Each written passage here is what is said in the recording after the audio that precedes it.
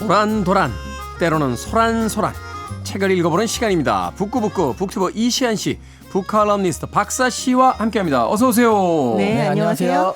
자, 오늘은 아일랜드의 극작가 사무엘 베게트의 고도를 기다리며 읽어보도록 하겠습니다.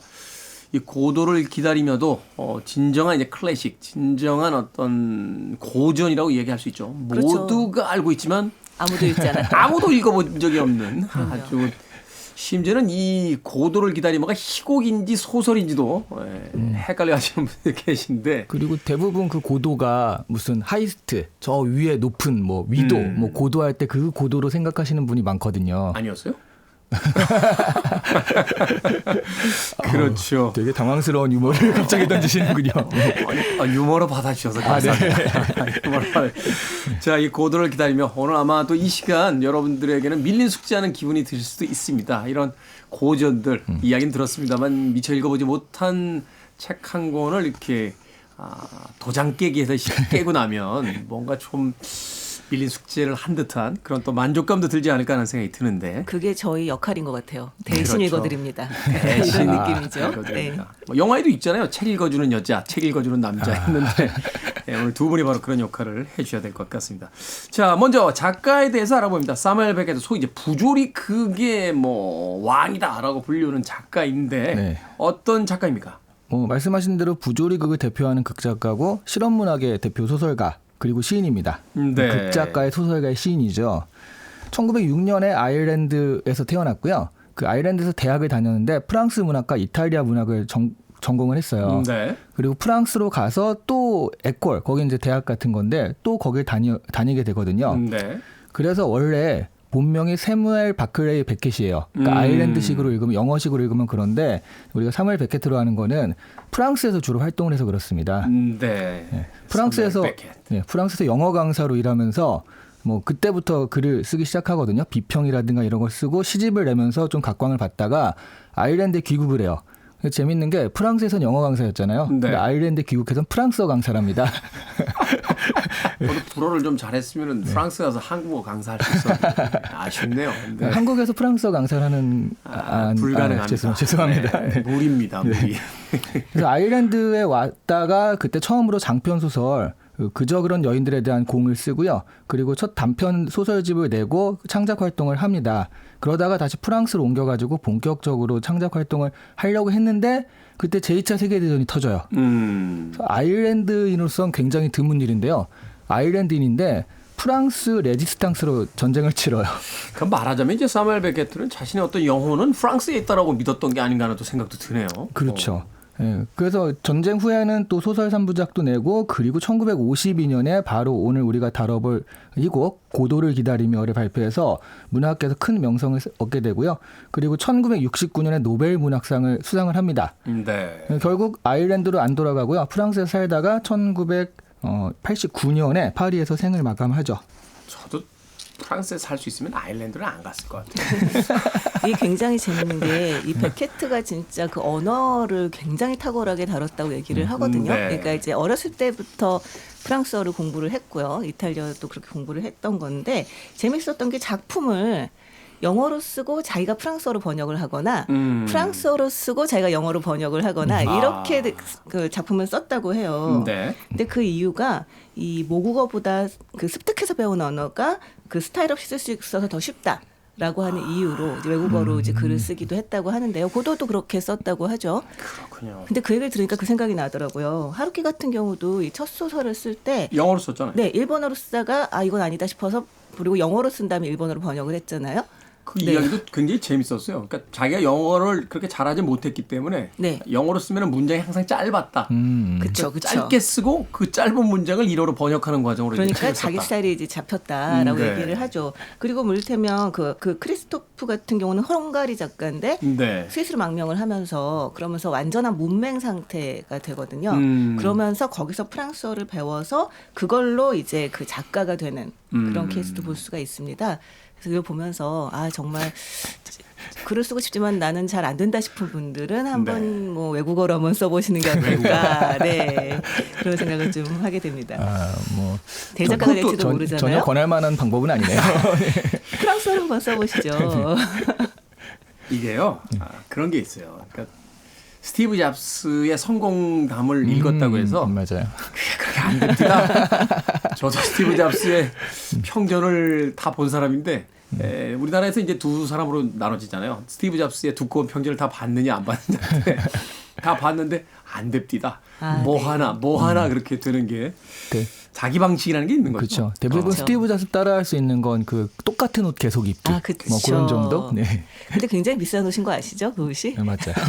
신발도 이거 무지하게 비쌉니다. 그거 우리나라에서 한 50만 원 할 걸요. 그 신발. 네. 그러니까 수수한 게 절대 아니었어요. 네. 엉뚱한 이야기를 하고 있는데 자 사멜 베게트의 고도를 기다리며로 들어가 보도록 하겠습니다.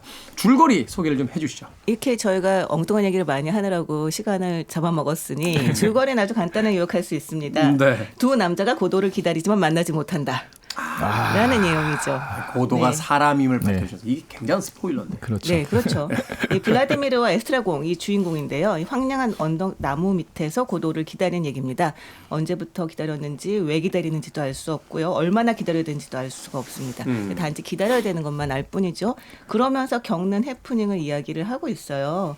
뭐 포조라던가 럭키 그리고 소년 이런 그 조역들이 등장을 해서 해프닝들을 벌이고 있는데요. 그 과정에서 이 의미 없어 보이지만 또 의미가 없다고는 할 수 없는 그런 시간들을 이제 두 장에 걸쳐서 이틀에 걸쳐서 이제 진행되는 그런 내용이라고 할 수 있습니다. 2막 네. 구성으로 이루어지는 희곡이죠. 네.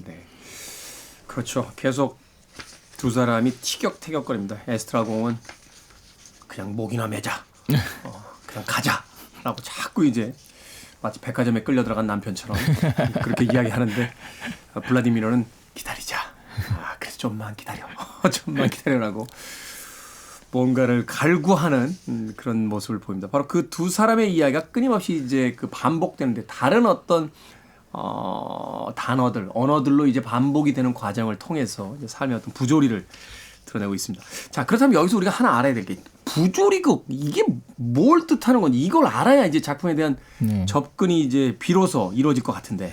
우리 사실은 뭐 까미의 시지프의 신화 할 때도 부조리에 대한 이야기를 했었고요. 그렇죠. 그러니까 되게 뭐 실존주의니 초현실주의니 막 그런 얘기를 하지만 어려운 단어들. 간단하게 보자면 그러니까 우리가 보통 일이라는 건 기승전결이 있고 원인과 결과가 있잖아요. 그런 것이 무너진 세계. 그러니까 이거 결과가 있어야 되는데 결과도 없고 그 원인 없는데 결과가 나타나는 것 같고 뭐 이런 식의 세계들. 그래서 사실 이런 것들이 현실의 모습이 아닌가.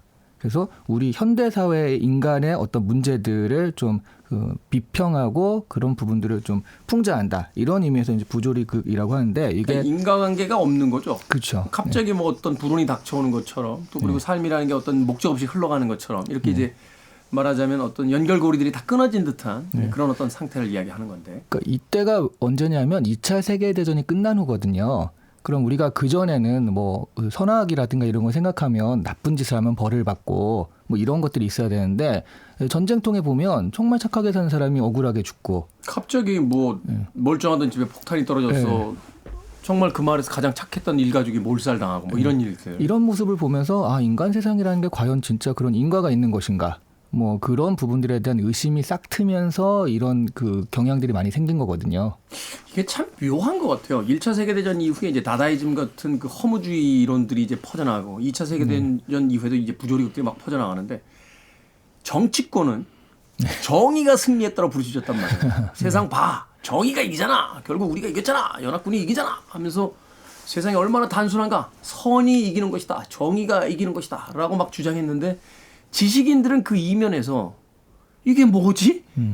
이 전쟁이라는 것을 우리가 믿고 있던 그 수많은 도덕과의 윤리, 규범 이런 것들 또 논리적인 어떤 철학들을 다 망가뜨려버리고 과연 우리가 그 많은 공부를 하는 것이 의미가 있는가? 막 이런 이제 회의를 불러일으키게 되니까 같은 현상을 다르게 보고 있는 거잖아요, 사실은. 네. 그렇죠. 그리고 말씀하신 정치인들이 사실은 이런 사단을 일으킨 거나 마찬가지인데 그렇죠. 전쟁의 실질적인 원인들이 거기 그렇죠. 있었으니까. 그들이 네. 또 우리가 승리했다고 막 이런 모습들 자체가 야 이게 악인이 벌받고 하는 세상은 아니다라는 것들을 이제 좀 각인시켜 주는 거죠. 네.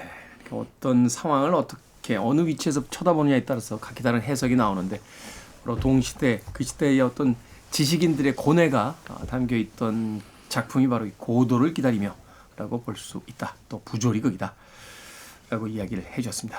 빌보드 키드의 아침 선택 KBS 2라디오 김태훈의 프리웨이 북구북구 박사씨 이시안 씨와 함께하고 있습니다. 자, 오늘은 사무엘 베케트의 고도를 기다리며 읽어보고 있는데 자, 그렇다면 기다리고 기다려도 오지 않는 이 고도라는 인물, 이 고도가 상징하는 것은 어떤 것일까요? 저는 사실 이거를 희곡이나 글보다 연극으로 먼저 봤거든요. 네. 아무런 정보 없이 봤어요. 어렸을 때 봤는데 고도를 기다리며 처음에는 이제 고도가 뭔지도 모르고 근데 계속 이제 고도를 기다려야 돼 하니까 당연히 그 안에 있는 관객들은 마지막에 고도가 나오면서 결과가 딱 지어지겠지 했는데 안 나옵니까? 끝까지 안 나오고요. 스포일러 아닙니까? 네. 그 다음 날도 안 나오고 그 다다음 날도 안 나오고 계속 안 나온다고 하더라고요. 연극이 상영이 된 지 우리나라에서만도 뭐 수십 년이 지났는데 네. 아직도 안 오셨어요. 그 정말 이제 오실 때가 좀 된 것 같은데 아직도 안 오십니다. 네, 대학로에도 안 오시고 예술의 전당에도 안 오시고. 그래서 이제 고도가 도대체 뭐냐라고 했을 때 사무엘 베케트도 내 고도가 뭔지 알았으면 진작에 썼을 것이다. 라고 해서 자기도 모른다라고 했으니까요. 처음 나왔을 때 이 고도를 그런 게 있었어요. 초연 때 이 고도가 제일 먼저 공연 좀 이상하잖아요. 그 이전의 연극 문법은 아니니까. 그래서 이게 상연할 곳이 별로 없었다가 처음에 공연된 곳이 교도소였다고 합니다. 교도소. 네. 죄수들이 그 당시 이걸 봤으면 이건 또 다른 형벌인가라고 생각했을 것 같아요. 왠지. 근데 이 인간들이 이제 우리를 정신적으로도 고문하는구나. 그렇죠. 근데 죄수들이 되게 좋아했대요. 그러니까 이 사람들이 고도를 보면서 저건 자유다. 수감하는 날이다 하면서 자기 상황에 대입을 한 거죠.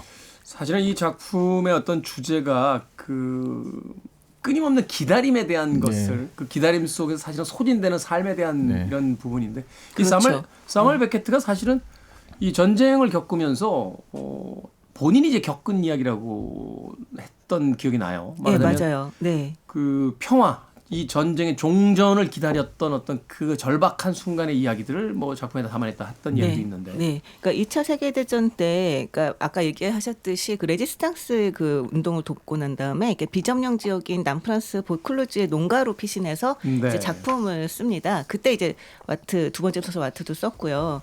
거기 숨어 기다리면서 전쟁이 끝나기를 기다렸는데 이 전쟁이 언제 끝날지 알 수가 없잖아요. 진짜. 그렇죠. 네. 이거 과연 오기는 오는 걸까? 그래서 그 과정에서 자신이 그 끝없이 막연하게 했던 기다림을 어쩌면 작품화한 거라고 볼 수가 있는데요. 네. 사실 이 작품이 되게 많은 사람들한테 호응을 받았던 이유는 아마 누구나 무엇인가를 기다리며 살고 있기 때문이 아닐까라는 생각이 좀 들기도 해요. 수능생들에게는 말하자면 이제 시험 끝난 합격이 의미가 될 수도 있고. 네. 임신한 또 산모에게는 아예 출산일 수도 있고. 그렇죠. 근데 출산이라든가 이를테면 합격 통지라든가 아니면 출소라든가 이런 것 같은 경우는 날짜가 이제 정해져 있잖아요. 그때까지만 버티면 된다라고 하는 희망이라도 있다는 거죠. 근데 사실은 중요한 것일수록 확답을 주지 않습니다. 어떻게 보면. 그러니까 우리가 평생 동안 굉장히 우리 인생이 중요하다고 생각하는 것들은 언제 온다, 오긴 할 것이다, 뭐 안 온다 이런 확답을 주지 않은 상태에서 막연하고 고통스럽지만 계속 기다릴 수밖에 없는 그런 상태가 되어버리는 거죠. 어떻게 보면 이 연극은 그것을 아주 잘 형상화한 연극이라고 할 수가 있어요. 최근에 어떤 정서로 이야기한다면 제목을 바꿀 수도 있겠네요. 10만 전자를 기다리며. 떡상을 기다리며 이런 거. 네. 제가 이 코너 진행한 지 몇 년 됐는데 박사 씨가 저를 처연하게 이렇게 쳐다보고 아니 사실 그런 종류의 인간이었니? 무슨 너는 말인지 고작 알아들을 수가 없어서 고작 저런. 주식이나 오르길 기다리는 그런 종류의 인간. 근데 제가 이거를 해석한 거를 이제 우리 그 독자들이랑 좀 나눠 봤는데 제일 좀 호응을 많이 받은 거, 공감을 많이 받은 게 뭐냐면 이 고도를 죽음이라고 해석했을 때 죽음을 기다리는 인생. 근데 막상 죽음이 도달하면 끝나고 없는 거잖아요. 그래서 항상 그 죽음이 저 목전에 있다라는 그런 통보를 받으면서 지금 하루하루 살아가는 인생이라고 했을 때 사실은 뭐 취업 그러면 20대는 공감하지만 50대는 공감할 수 없는데 죽음이라고 했을 때는 많이들 공감을 하시더라고요. 사실은 거기서 이제 부조리가 만들어지잖아요. 이 에스트라공이 고도를 기다리고 있다가 도저히 못 견디겠어. 차라리 목이나 매서 죽어버리자라고 하는 이야기는 결국 고도는 언젠가 도착할 텐데 죽음으로써 해석을 한다면 언젠가 올 것인데 그 언젠가 올 것이라는 중압감을 이기지 못하고 오늘 그냥 미리 죽음을 맞이해버려 네. 라고 얘기하는 그 태도의 문제 자체가 사실은 굉장히 현실에서의 어떤 여러 가지 단면들을 떠올리게 하면서 또 이해가 됐던 부분들이 있거든요. 네. 네. 그런 면에서 본다면 결국 우리가 기다리고 있는 모든 것들이 결국은 죽음을 향해 가고 있고 그 죽음을 기다리면서 하는 모든 행동들은 결국 무슨 의미가 있을까 하는 뭐 그렇게 해석이 되기도 하는 것 같아요. 네. 그래서 아까 말씀하신 대로 이 기다리는 상황 자체, 그러니까 이거는 사실 줄거리라기보다는 그 상황인 거잖아요. 그 네. 상황 안에서 여러 가지 일들이 일어나며 그 하루하루 최선을 다하는 모습.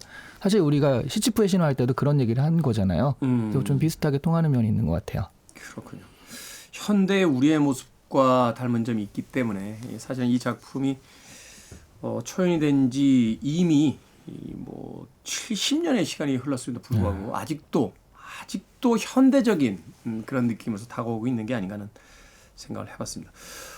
작품에서 이제 여러 가지 대사들이 등장합니다. 이 연극이라는 것이 참 함축적인 그 대사를 통해서 여러 가지 메시지들을 전달하기 마련인데 그 대사들을 이제 좀 하나씩 짚어 나가면 좀 더 고도의 그 본질에 대해서 우리가 좀 네. 접근해 볼 수 있지 않을까 하는 생각이 드는데 인상적인 대사들 있으셨어요?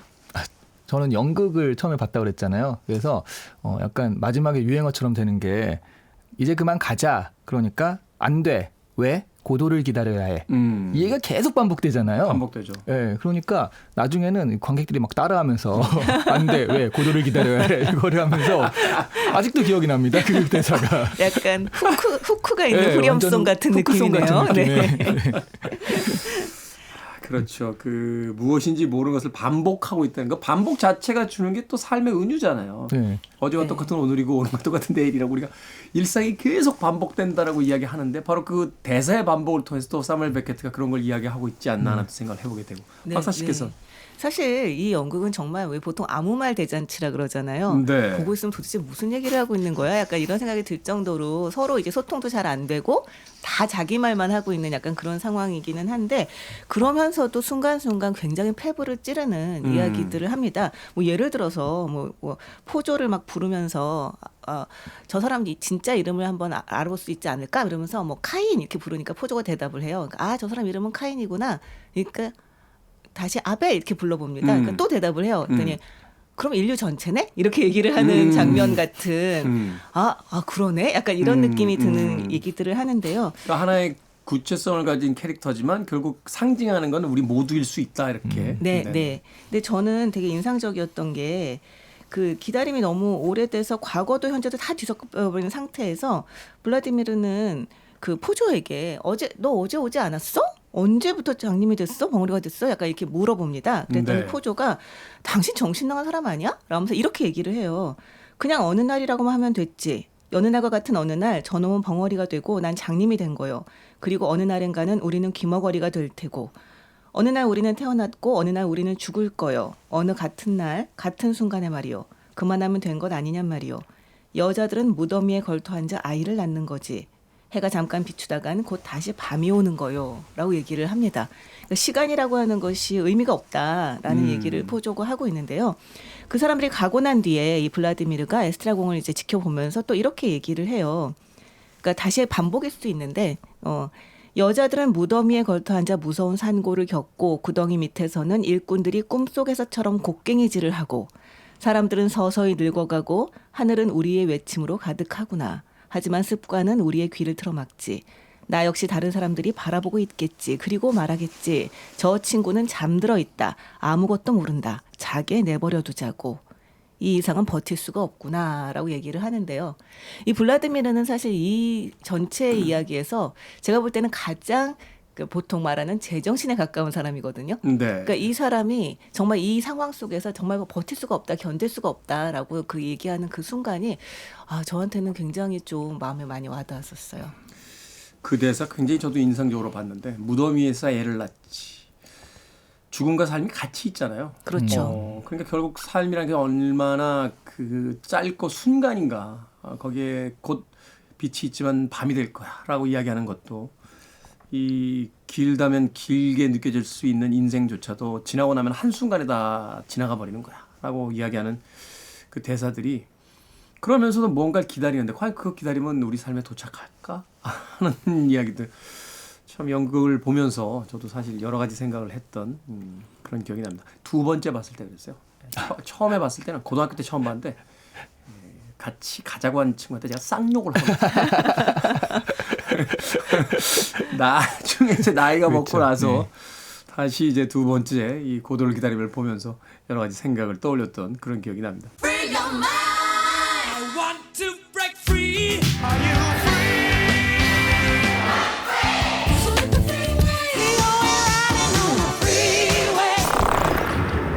Freeway. 빌보드 키드의 아침 선택 김태훈의 프리웨이 북칼럼니스트 박사씨 북튜버 이시안씨와 북구북구 오늘은 사멀리 베게트의 고도를 기다리며 읽어보고 있습니다. 자, 앞서서 이제 줄거리와 고도에 대한 의미를 물어가는 과정 속에서 캐릭터들에 대한 이야기를 잠깐 해주셨습니다. 주요 캐릭터 뭐 다 주요 캐릭터라고 봐야겠죠. 5명 덜렁 나오는 영국인데 블라디미르와 이제 에스트라공이 주요 대화를 나누는 인물이고 그리고 포조와 이제 럭키라고 하는 이제 럭키 이제 노예죠. 그리고 포조는 그 럭키라는 노예 이제 주인. 그리고 이제 1막과 2막 끝에 잠깐 등장하는 그 고도는 오늘은 못 온대요. 내일은 꼭 온대요라고 하는 그 전령의 의미로서의 소녀. 그러니까 5명의 캐릭터가 등장합니다. 이 캐릭터들을 좀 설명을 해주신다라면 사멜 베케트가 세계를 어떻게 이해하는지 조금은 좀 편하게 접근해 볼 수 있을 것 같은데. 근데 이 캐릭터를 그 자기가 해석을 하려면 이 고도가 무엇인지 자기가 대입해서 좀 생각을 해야 돼요. 그러니까 나의 고도 이거는 정답이 없지만 나의 고도는 무엇이다. 저는 이걸 죽음이라고 해석했을 때 그러니까 정답은 없지만 자기 답을 집어넣을 수 있죠. 네. 그랬을 때 캐릭터들 중에서 전령 있잖아요. 전령. 가끔 나와서 고도는 뭐 내일 오신답니다. 오늘은 못 오신답니다. 하는 게 그런 거 있잖아요. 이 제가 죽음이라고 해석을 했을 때 우리가 죽음이 갑자기 눈앞에 다가오는 게 뭐 아는 지인분의 장례식에 갔다 온다든가 그랬을 때 실감나죠. 네. 그리고 사실 얼마 전에 뭐 이태원 참사, 뭐 12구 참사 그런 것들을 통해서 저는 그때 깜짝 놀란 게요. 오늘 아침에 내가 길을 나섰다가 이렇게 못 돌아올 수도 있구나. 하면서 진짜 하루하루 현실에 되게 충실하게 살아야겠다라는 생각을 좀 많이 했어요. 사실은 그런 어떤 충격을 뭐 국민 대부분이 다 받지 않으셨을까 하는데 일상 속의 죽음이 이렇게 아무렇지도 않게 존재하고 있다라는 게 사실은 충격이잖아요. 그렇죠. 심지어 저희 집은 거기서 걸어갈 만한 거리인데 아이고. 아무것도 모르고 자고 있었거든요. 저는. 그러니까 저는 이 전령이 그래서 우리가 그냥 일상에 이렇게 살다가 갑자기 툭툭 튀어나와서 너 그 내일이면 도착할 수 있어 조심해 라는 식으로 그 경고를 해주는 그런 역할처럼 느껴져가지고요. 저는 이 전령이 되게 중요한 역할이다. 저의 해석에서는 이라고 생각하고 굉장히 있었어요. 짧게 나오지만 중요한 역할일 수 있을 것 같아요. 네. 이 포조와 짐꾼인 럭키, 그러니까 그 노예인 럭키 같은 경우는 저는 정말 이 부조리한 그 현실을 정말 잘 보여주는 캐릭터들이 아닌가라는 생각을 했는데요. 이 포조가 주인이고 럭키가 그 노예고 포조가 이제 긴 줄을 매서 그 럭키 목에 줄을 매서 이제 끌고 다닌다기보다는 뭐라고 해야 되나 앞세워 다니잖아요. 그런데 그런 경우 이제 노예가 주인에게 굉장히 전적으로 예속되어 있다라고 우리가 판단을 하는데 이 경우는 포조가 럭키에게 아주 전적으로 의지하고 있는 상황이라고 하는 것이 드러나잖아요. 심지어 이 생각조차도 이 럭키에게 영향을 받고 있는데요. 나중에 장님이 되어서는 럭키가 인도하는 대로만 이제 따라다니는 그런 모습을 보여줍니다. 근데 저는 이 장면이 되게 인상적이었는데 첫날 이 포조가 럭키의 목에 긴 끈을 달아서 럭키가 이제 앞서간 뒤에 이제 그 따라가게 되는데요. 이제 같이 이야기를 하다가 이야기 끝난 다음에 난 이제 가봐야겠어 한 다음에 그 끈을 딱 잡더니 그 가던 길이 아니라 그 왔던 길로 갑니다. 돌아서 가요. 그러니까 이제 블라디미르가 당신 방향이 틀렸어요. 그랬더니 포조가 끌어당기는 힘이 필요해서 이렇게 얘기를 해요. 그러니까 줄을 팽팽하게 만들기 위해서 일부러 뒤로 가는 거죠. 그리고 난 다음에 줄이 충분히 팽팽해지니까 럭키한테 앞으로 가라고 이제 명령을 하는 장면이 나옵니다. 그런 장면을 보면서 이 줄을 잡고 있는 사람이 이 상황을 능동적으로 통제하는 것처럼 보이지만 사실은 줄을 잡고 있는 사람조차도 이 줄에 의해서 이제 이를테면 좌우되는 상황인 거잖아요. 그러니까 우리가 시간을 지배한다고 생각하지만 결국 시간에 끌려가고 있는 듯한 뭐 삶에 끌려가고 있는 듯한 이제 그런 모습들이 그 두 명의 캐릭터를 통해서 이제 또 보여주잖아요. 네. 실제로 이제 뭐 블라디미르나 에스트라곤 같은 경우도 고도를 그냥 먹자손 기다리고 있는 상황이기만 한 것이고 고도는 능동적으로 언제든지 자기가 오고 싶을 때 오면 되는 것 같지만 그렇지 않을 수도 있는 거죠. 네. 블라디미르 같은 경우는 고도한테 뭐 빨리 오라던가 뭐 기다리고 있다던가 이런 말을 하지 않고 소년이 어떻게 전해드릴까요 하니까 우리가 여기 있다고 전해달라라고만 이야기를 하거든요. 네. 그런 상황들을 보면 실제로 이 이야기에서 보이는 것만이 전부가 아닐 수 있겠다라는 생각을 좀 하게 됩니다. 그렇군요. 저는 이 두 명의 그 주요 캐릭터 블라디미르와 에스트라공이 굉장히 인상적이었어요. 소위 이제 작법에 있어서 가장 정석적인 형태로서의 이제 두 캐릭터, 지성적인 블라디미르와 충동적이면서 어떤 그 탐욕이라고 해야 될까요? 어떤 비굴하기도 하고요. 그렇죠. 네. 이제 본능에 더 충실한 그런 이제 에스트라공의 어떤 대립되는 캐릭터의 대화 같은 것들이 나중에 이제 미드로 만들어진 엑스파일 같은 드라마들이 생각이 나는 거예요. 사실은 이제 엑스파일을 제가 굉장히 좋아했던 건 경험론자를 상징하는 이제 멀더와 그다음에 합리론을 이제 숭배하는 이제 스컬리라고 하는 서양 철학의 이제 그 두 말하자면 흐름이 캐릭터로 형상화돼서 이제 계속 부딪히면서 어떤 사건들을 만나게 되는 이런 구성들이 굉장히 흥미로웠는데 그렇다면 우리의 삶에 있어의 방법들은 우리의 지성을 통해서 무엇인가를 인식할 수 있다라고 믿어야 될 것인가? 아니면 에스트라공처럼 그저 삶이란 부질없이 왔다 가는 것이고 언젠가는 고도가 도착할 테니 그 과정 속에서 그저 우리 어떤 본능에 충실한 그런 삶을 사는 것인가? 그러니까 거기에 대한 정답조차 던져주지 않는데 계속해서 대화를 나누고 있다는 거. 그것이 참 굉장히 여러 가지 생각을 또 나게 했던 그런 기억이 납니다. 그 만화들을 보면 캐릭터가 있고 천사와 악마가 계속 싸우는 모습이 있잖아요. 그래서 소위 이제 정반합의 변증법 같은 네, 이야기죠. 에고와 이드가 싸우는 딱 그런 느낌이지 않나 하는 생각도 들더라고요. 그렇죠. 사실 이거 그 극작하는 사람들 누구나 다 아는 건데 이걸 이제 성공적인 캐릭터로 만들 수 있느냐 없느냐 그렇죠. 그 차이죠. 근데 이제 블라디미르와 에스트라공의 그 두 캐릭터의 어떤 대화들 그냥 인상적이었던 기억이 납니다. 자, 두 분의 한 줄 추천사 들어보도록 하겠습니다.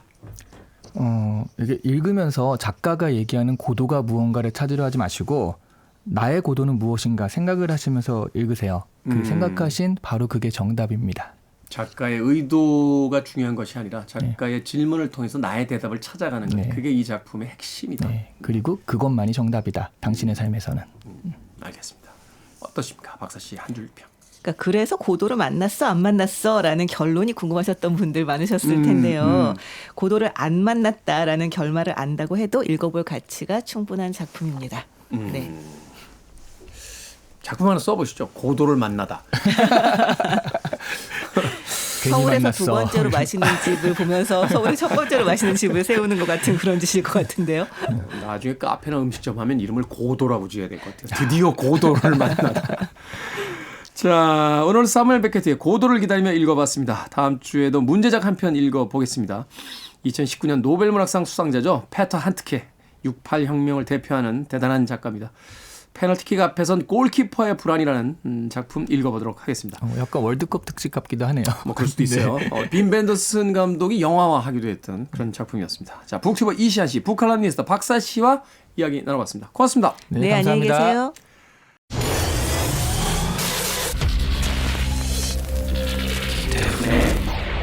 Freeway.